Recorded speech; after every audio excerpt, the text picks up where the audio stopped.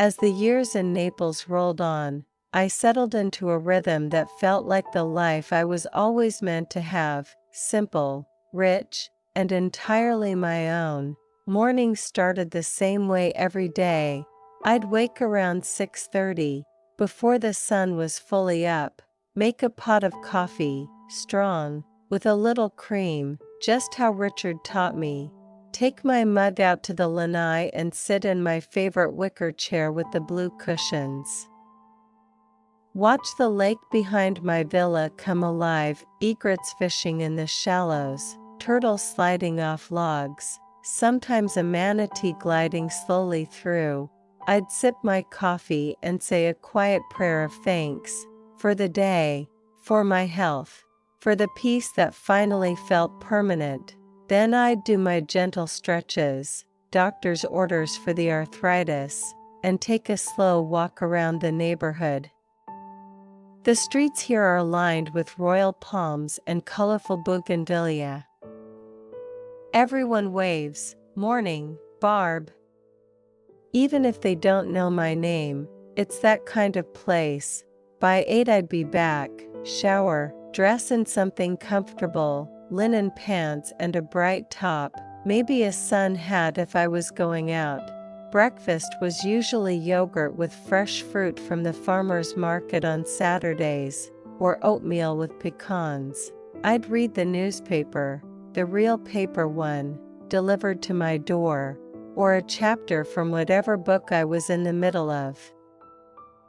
I joined a book club at the clubhouse.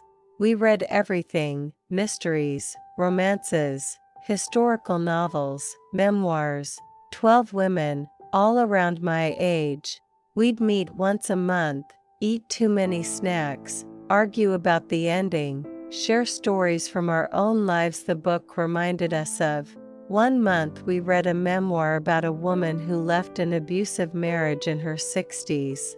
Half the group cried. I shared a little of my story, not all the details, but enough. They hugged me afterward. One said, "Barb, you're our hero." I laughed and said, "Honey, I'm just a stubborn old lady who got tired of being used." But it felt good to be seen. Afternoons were for painting or volunteering. The art club became my second home. We'd set up easels in the clubhouse or go out on paint-outs, to the beach, the pier, the botanical garden. I got better. My style loosened up, more color, less worry about getting it right. I entered a few local shows. Won a ribbon once, 3rd place for a painting of the Naples Pier at sunset. Frank took me out to dinner to celebrate. We're still friends. He dates someone new now, a lovely lady named Gloria who loves to golf. I'm happy for him. Tuesdays and Thursdays I volunteered at the food pantry, sorting donations, packing boxes, handing out groceries to families who needed a hand. I'd chat with the moms, the grandmas raising grandkids, the veterans down on their luck. I'd slip an extra can of peaches or a box of cookies into their bags when no one was looking. One day a woman about my age came through the line. She looked familiar. When she got to me, she stopped. "Barb Mitchell?"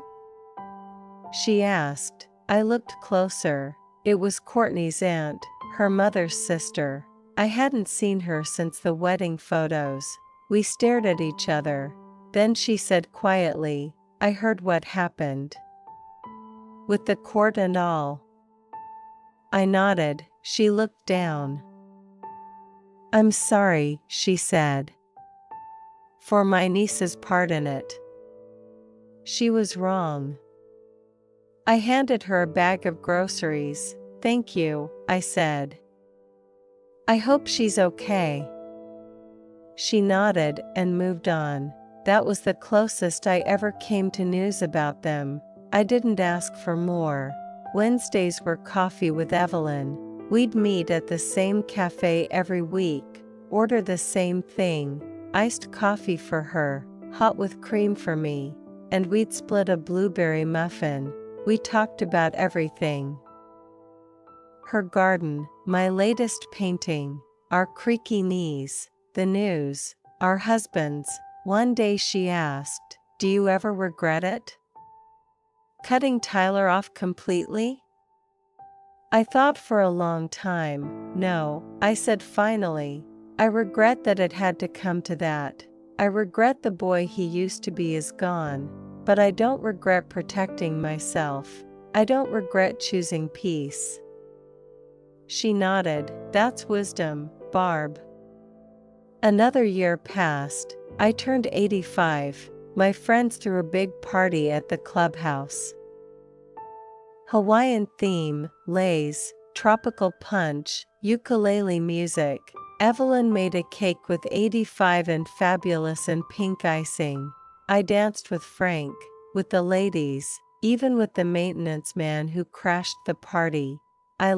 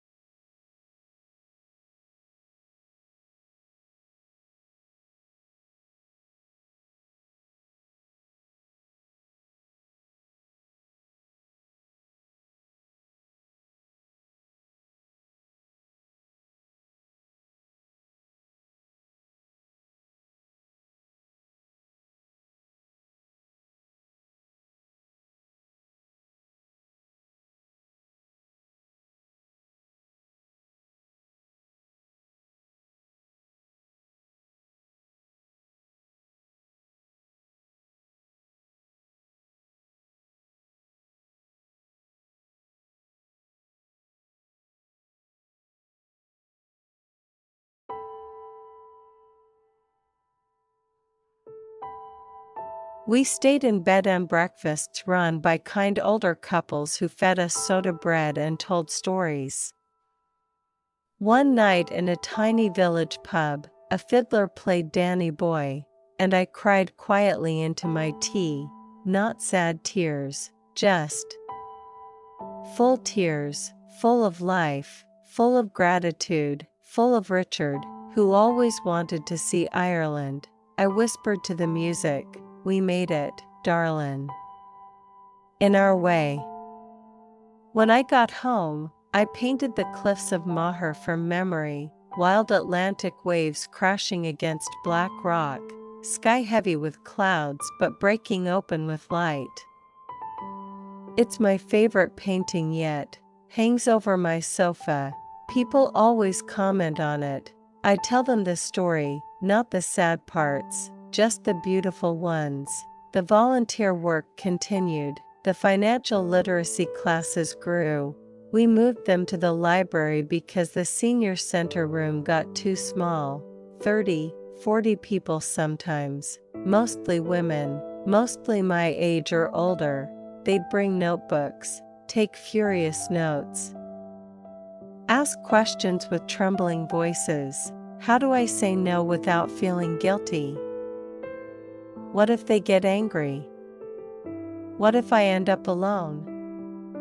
I'd look them in the eye and say, "Darlin', you're already alone if the only reason they call is for money. Guilt is what they use to keep you giving. Anger is what they feel when the supply stops. But peace is yours when you choose yourself. And you won't end up alone, you'll end up free. And freedom attracts real love." They'd cry. I'd cry. We'd hug. Some came back months later. "Barb, I did it. I said no. And I'm okay." Those moments? Worth more than any dollar I ever gave away. Evelyn passed 2 years ago, quietly, in her sleep, 89 years old. I spoke at her memorial, told the story of our Sunday brunches, how she taught me that strength isn't always loud. Sometimes it's just getting up and trying again. I still set an extra coffee cup on the table some Sundays, talk to her anyway, miss her every day, but I carry her with me. Marlene moved to Naples full-time last year. Bought a villa 2 streets over. We see each other almost daily, walk together, paint together, complain about our knees together. She's my sister now, not by blood, by choice, by love. I wrote more letters I never sent, to Tyler, on his birthday, on Christmas, on the anniversary of the trial. I'd sit on the lanai with my journal. "Dear Tyler, I hope this finds you well, wherever you are. I hope you've found work that fulfills you. I hope you've learned that love isn't transactional. I hope you're kind to the people in your life. I think about you often, not with anger, with sadness for what we lost, with hope for what you might find. I forgive you. I always did, but forgiveness doesn't mean forgetting. It means letting go, so I can live. I am living, fully, beautifully. I wish the same for you, Mom." I'd fold the pages, put them in an envelope, write his old address, the only one I had. Then I'd take the envelope to the beach, watch the waves, and tear it into pieces. Let the wind take them, let the ocean carry them away, because some things are better released than received. I never needed his reply.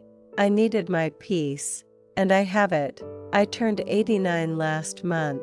Small party, just Marlene, Frank and Gloria, a few art club friends. We ate crab cakes on the lanai, watched the full moon rise over the water. Someone asked, "Barb, any regrets at 89? I thought long and hard. One, I said, that I didn't learn sooner, that I didn't choose myself at 60, or 65, or 70. but no regrets about choosing me when I did, and no regrets about the life I've lived since. They raised their glasses. To Barb, they said, the late bloomer who finally flourished. I smiled, drank my sweet tea, felt the warmth of real love surround me. The weight of time is lighter now. I know these years are borrowed, precious, limited, so I savor them, every sunrise, every brush stroke, every laugh with Marlene, every shell on the beach, every quiet moment on the lanai talking to Richard, to Evelyn, to God. I'm ready when my time comes. No fear, just gratitude, for the hard lessons, for the pain that taught me, for the strength I found, for the love I finally gave myself. I fall asleep most nights with the windows open, listening to the distant waves. Dream sweet dreams, wake up grateful. My story isn't dramatic anymore. No big battles, no courtroom victories, just quiet, ordinary, extraordinary days. And that's the best part, the peace I fought for, the life I claimed, the woman I became. If you're listening and you're still in the fight, still giving too much, still afraid to stop, still hoping they'll change if you just give a little more, stop, breathe, look in the mirror. Say to that beautiful, tired face, I choose you. Then do it, one step, one no, one boundary. The peace is waiting, I promise. It's worth everything, with all the love this old heart can hold, Barb. The 90s crept up on me quietly, the way Florida humidity settles in before you realize you're soaked. I turned 90 last year. 90. I never thought I'd make it this far. Richard didn't. My own mother didn't. But here I am, still walking my morning route, though now with a walker on most days. Still painting, though my hands shake more and the brush strokes are looser. Still drinking coffee on the lanai every sunrise.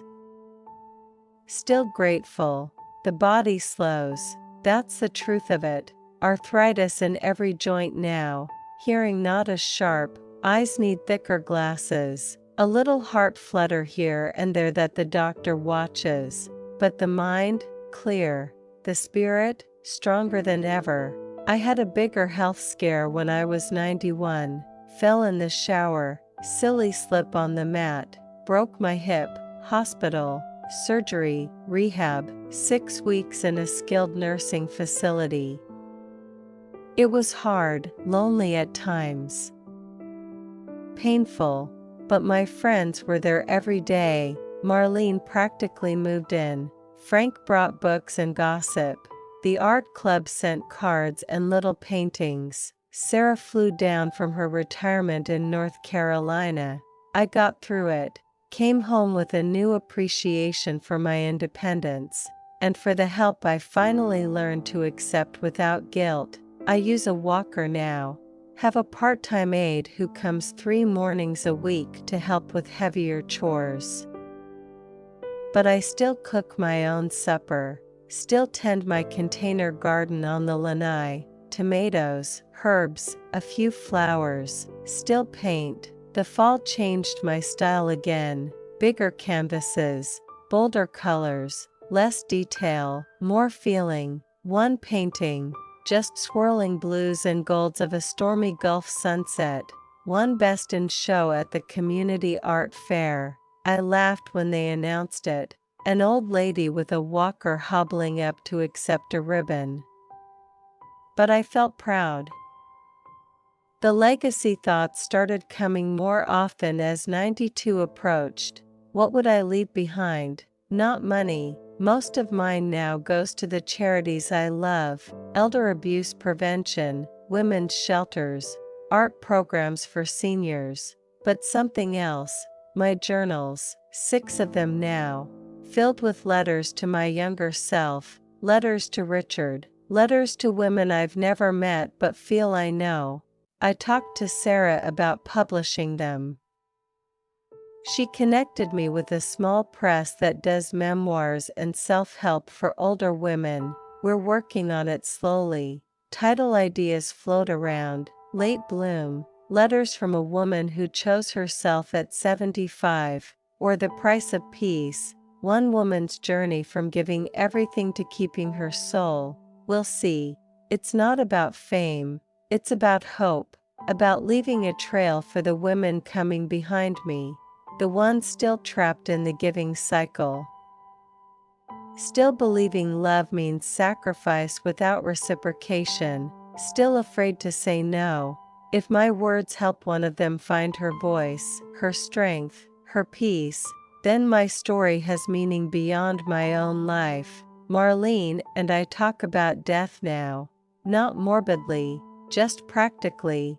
We've made our arrangements, chosen our songs for the service, written our obituaries together over coffee, laughing at how we want to be remembered. Beloved friend. Stubborn as a mule. Finally learned to put herself first.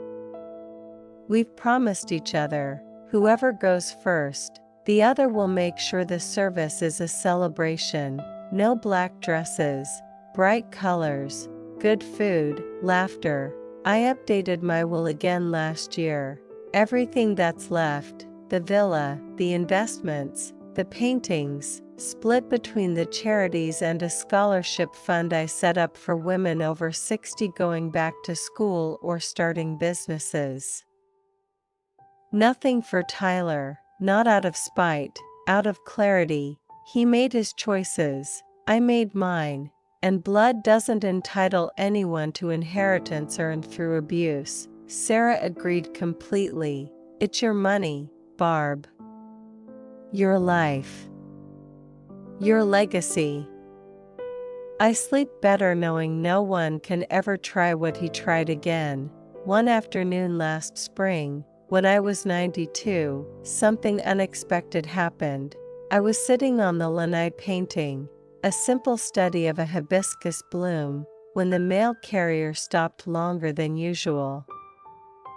She handed me a thick envelope, handwritten, postmarked Atlanta. My heart skipped. I knew the writing. Tyler's. I sat there a long time just holding it. Finally, I opened it. Inside were 10 pages. And a small photo. The letter began, "Dear Mom, I know you may not want to hear from me. I know I lost the right to call you that years ago, but I need to say this, even if you never read it. I've thought about you every day since the trial. I was wrong about everything, the wedding, the money, the lawsuit, all of it. Courtney and I split 2 years after. She wanted the old life back, the easy money. I didn't. I've been working steady jobs, living simply, going to therapy, learning who I am without someone else paying my way. I'm 49 now. No wife, no kids, just me. And regret, so much regret. Not for losing the money, for losing you, for becoming the kind of man who could hurt his mother that way. I don't expect forgiveness. I don't expect a reply. I just needed you to know I'm sorry, truly, from the deepest part of me, and that I'm proud of the life you've built. I saw your painting online, the Cliffs of Moher one. It's beautiful, just like you. Thank you for being my mom, even when I didn't deserve it. Tyler." The photo was recent, him standing in front of a small house, gray in his hair, lines around his eyes, looking older than his years. I read the letter 4 times. I cried, not bitter tears, just human tears. I sat on the lanai until the sun went down. Then I got my journal, wrote back, not to mail, just for me. "Dear Tyler, I read your letter. Thank you. I'm glad you're finding your way. I'm glad you're learning. I forgive you. I always have, but forgiveness doesn't mean reopening doors that needed to stay closed. My life is full now, peaceful, mine. I wish you the same. Go forward, be kind, be honest, build something real. I love you. Always will, but from here, Mom, I closed the journal, tore out the pages, walked to the beach the next morning, let the waves take them, like all the others, and felt complete. No more wondering, no more what ifs, just closure, quiet, final, beautiful. I turned 93 this year, smaller party, just Marlene and a few close friends. We ate key lime pie on the lanai, watched the stars come out, talked softly about the old days, about the journeys we've taken, about the ones still to come. I don't know how many years I have left, could be 10. Could be 1, doesn't matter. I'm ready. I've lived, fully, finally. My legacy isn't in money. It's in the women I've helped, the boundaries I've set, the example I've become, the peace I've claimed, the love I've given, first to myself, then to others freely. If tomorrow is my last day, I'll go happy, no regrets, no unfinished business, just gratitude for every hard lesson, every tear, every sunrise I fought to see.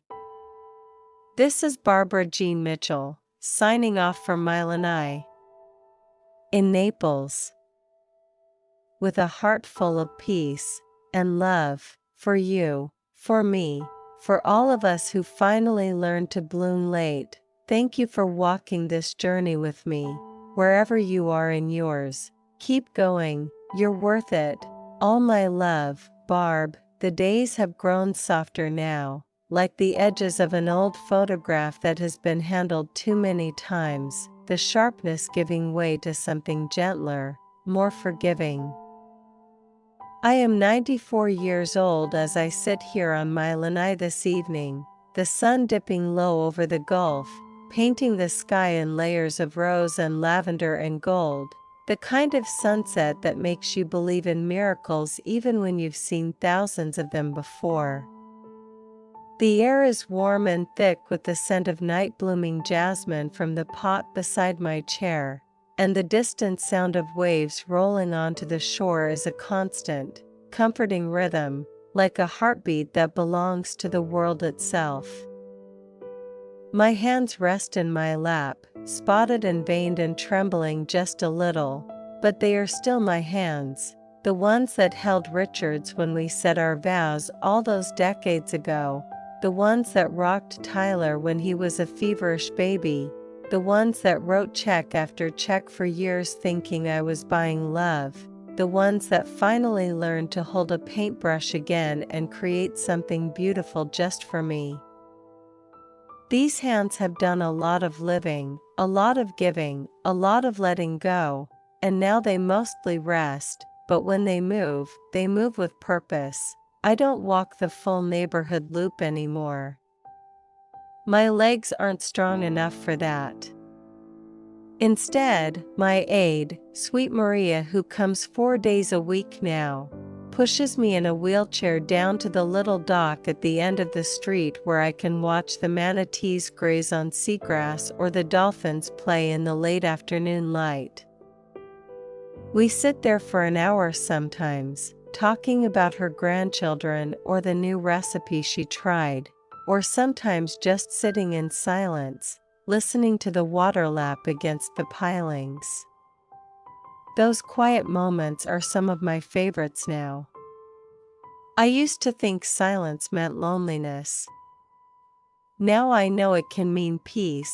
My world has grown smaller in distance but infinitely larger in depth.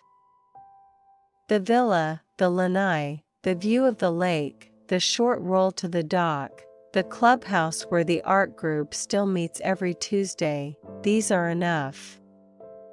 More than enough. I don't need grand adventures anymore. though I cherish the memories of the ones I had. The cruise to Alaska where I saw glaciers calving into the sea like thunder made visible. The trip to Paris with Marlene the year she turned 80, where we sat at sidewalk cafes drinking café au lait and watching the world go by, feeling like girls again. The quiet week in Maine where I painted nothing but lighthouses and rocky coasts until my fingers ached. Those memories are treasures I take out and turn over in my mind on days when my body keeps me close to home. The art group has changed over the years. Some friends have passed, Evelyn, sweet Evelyn, 5 years ago now. Joyce last winter. Linda moved to be near her daughter in Oregon. But new ones have come, younger retirees in their 70s, full of energy and stories of their own. They treat me like the elder stateswoman of the group, asking my opinion on color choices or brush techniques, bringing me little gifts like a new set of watercolors or a pretty scarf. I teach when I can, sharing what I've learned about letting go of perfection and letting the paint do what it wants. It's not about control, I tell them. It's about trust. Trust the color. Trust the stroke. Trust yourself.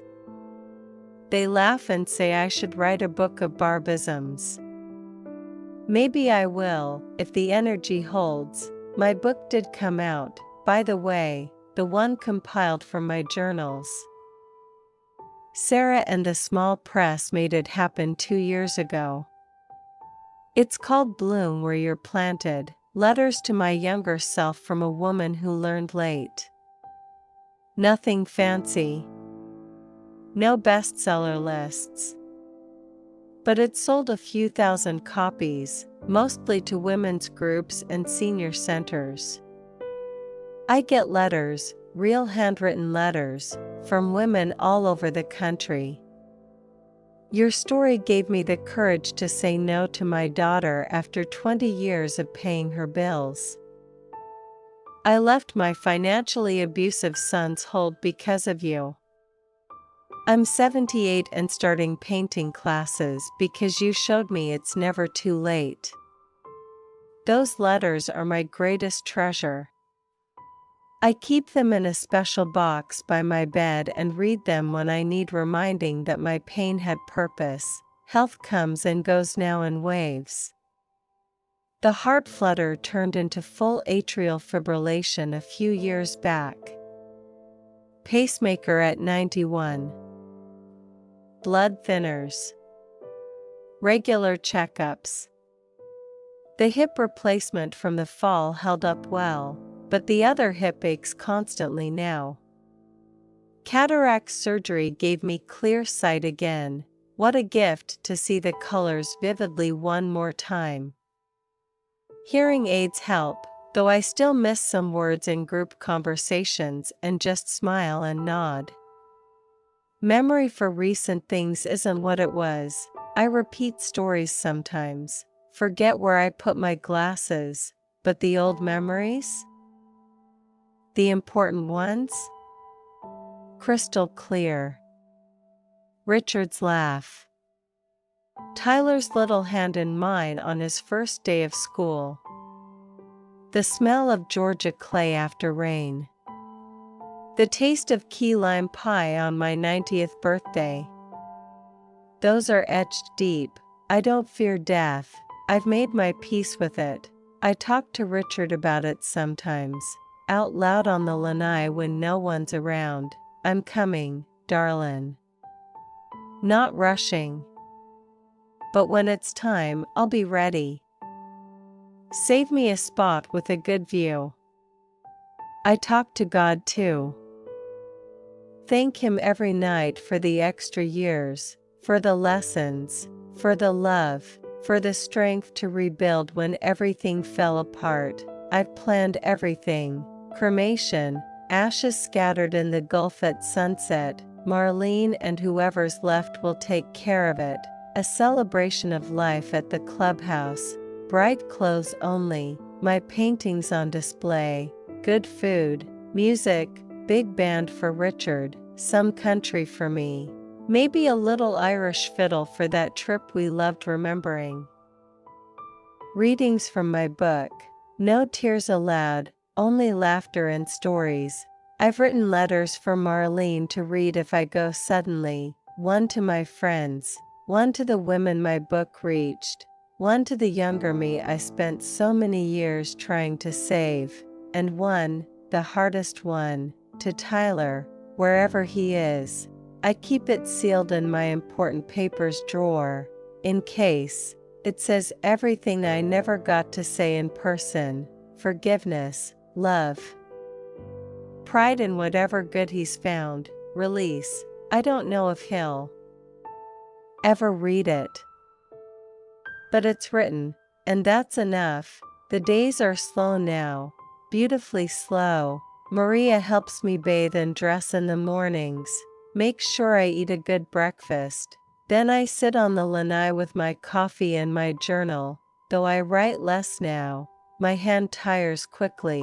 I watch the birds, the squirrels chasing each other around the palm trunks, the clouds drifting. Sometimes I paint, small studies now, on little canvases I can manage, mostly flowers.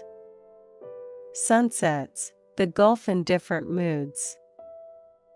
I've started a series I call Enough. Just simple things, a single hibiscus bloom, a cup of coffee steaming in morning light, a shell on the sand, a hand, my hand, resting on the arm of my chair, because that's what I've learned in these final seasons. Enough is not scarcity, enough is abundance, enough is the sunrise I still get to see. Enough is the friend who calls every day. Enough is the body that still works, even slowly.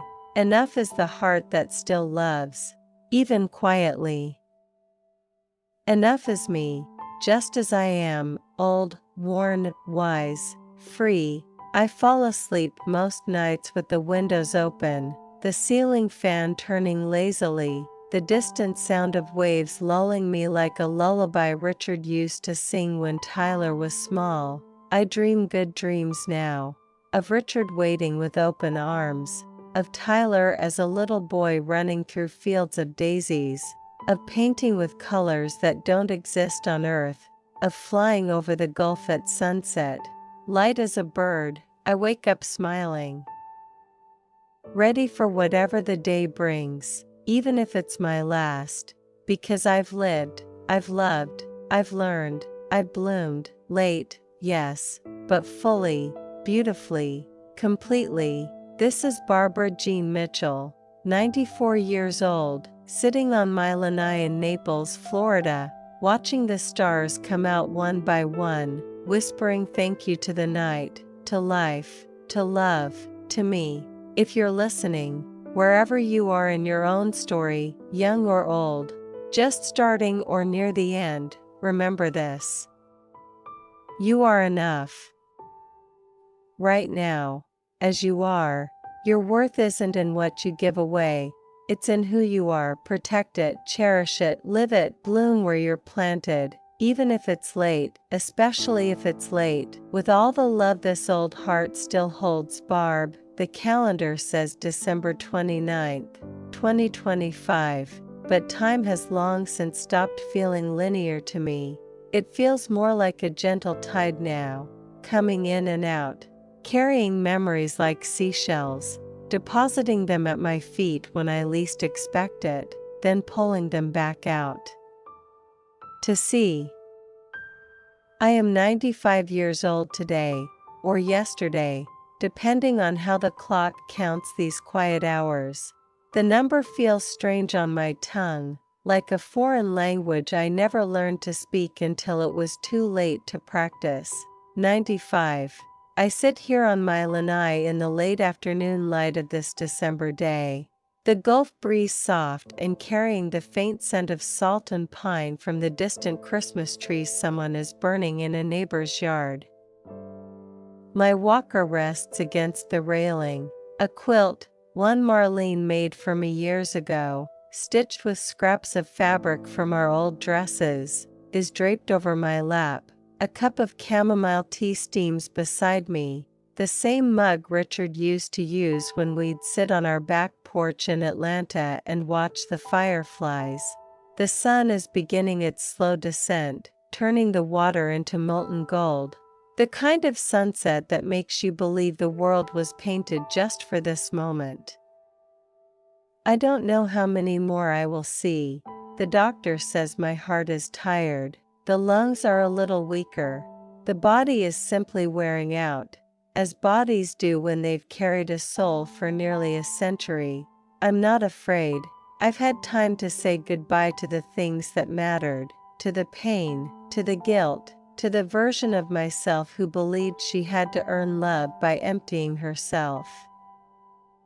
I've said hello to the things that matter now, to the quiet, to the color of hibiscus in morning light, to the sound of waves when the house is empty and the world is sleeping, to the memory of Richard's hand in mine, warm and steady, even after all these years.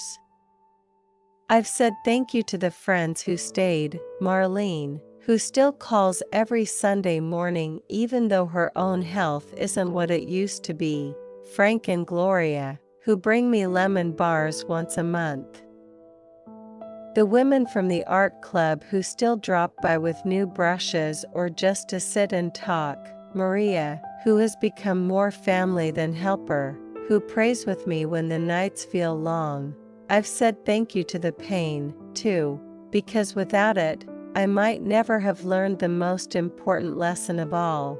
You are allowed to be the main character in your own story, not the supporting role, not the bank, not the doormat, the protagonist. The one who gets to decide where the plot goes, the one who gets to say, this is enough. This is mine. This is beautiful. I've spent these last months rereading my journals, all 7 now. The early ones are full of fear and giving. The middle ones are full of anger and awakening. The later ones are full of color and light and gratitude. I've added a few more pages lately, not many. My hand tires quickly, but enough to say what needs saying. To Richard. You were my first love, my best friend, my safe place. Thank you for teaching me what real love looks like. I carried it with me even when I forgot. I'm coming soon. Wait for me. To Tyler, I loved you from the first moment I felt you move inside me. I loved you through every scraped knee, every report card, every heartbreak.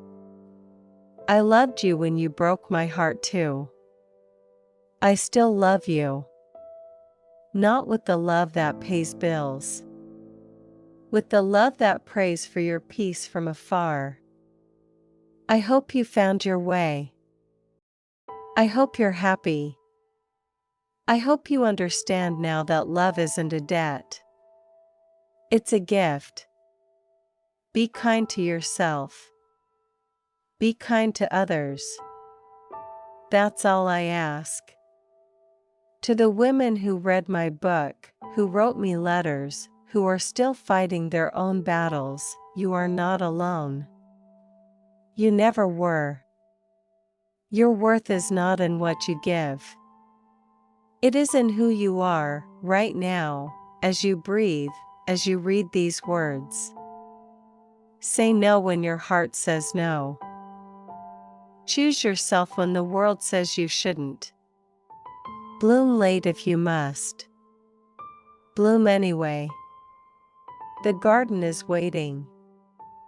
And it's more beautiful than you ever imagined. To my younger self, the scared woman at 75 who thought cutting off the money would mean cutting off love, you were right to be afraid.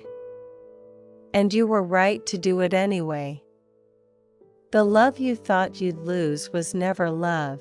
The love you gained, for yourself, for the quiet mornings, for the colors on canvas. For the friends who stay without asking for anything, that is the real thing. Thank you for being brave. Thank you for choosing me. I close the last journal, set it on the table beside my tea. The sun is almost gone now, just a thin line of fire on the horizon. I feel the breeze cool against my skin. I hear the waves. I hear my own breathing, slow, steady, still here. I don't know if this is the last sunset I'll see, but if it is, it's a good one. If there are more, they'll be good too, because I've lived, I've loved, I've learned, I've let go, I've held on, I've chosen myself, and in choosing myself, I chose everything that mattered. My name is Barbara Jean Mitchell. I am 95 years old. I am sitting on my lanai in Naples, Florida, on December 29, 2025. I am watching the last light fade. I am smiling. I am at peace. And if you are listening to this story, wherever you are, whatever age, whatever pain you carry, hear me one last time. You are enough. You have always been enough. Choose yourself. Bloom, live, love, be free. The sunset is waiting for you too, with all the love this old heart still holds, and it holds a lot. Goodbye, and thank you, Barb.